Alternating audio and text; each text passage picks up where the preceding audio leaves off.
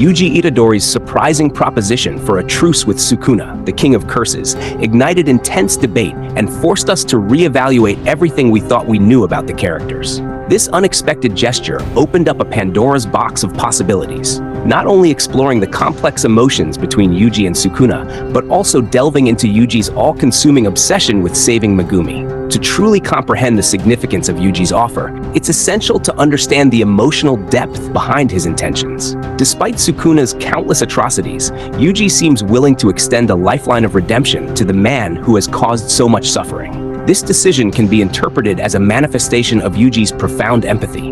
It's possible that Yuji perceives a layer of desperation and hidden pain beneath Sukuna's cruelty, a pain that, despite its manifestation, deserves a measure of understanding and compassion.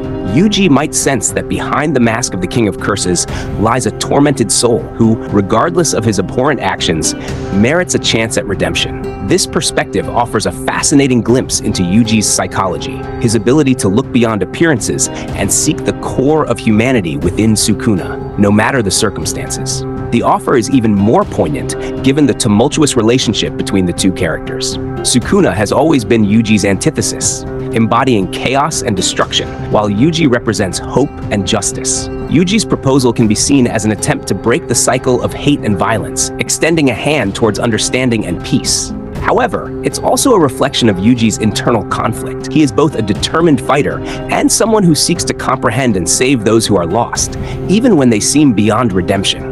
But saving Sukuna isn't his only motivation. Yuji's obsession with saving Megumi is the driving force behind his actions and the foundation of his offer to Sukuna. Since Megumi was possessed by Sukuna, Yuji has become increasingly consumed by the idea of rescuing his friend.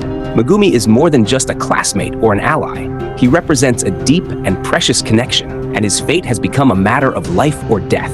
This obsession manifests itself in an almost desperate determination to find a way to free Megumi while confronting Sukuna. The idea of making a truce with Sukuna could be seen as a desperate attempt by Yuji to find a solution where there seems to be none. By offering this truce, Yuji may believe that he is opening a door to an unexpected solution, a path to freeing Megumi that might involve some form of cooperation with Sukuna. The question remains, is Yuji, in his despair, willing to make major moral compromises to achieve his goal, even if it means dealing with the ultimate enemy?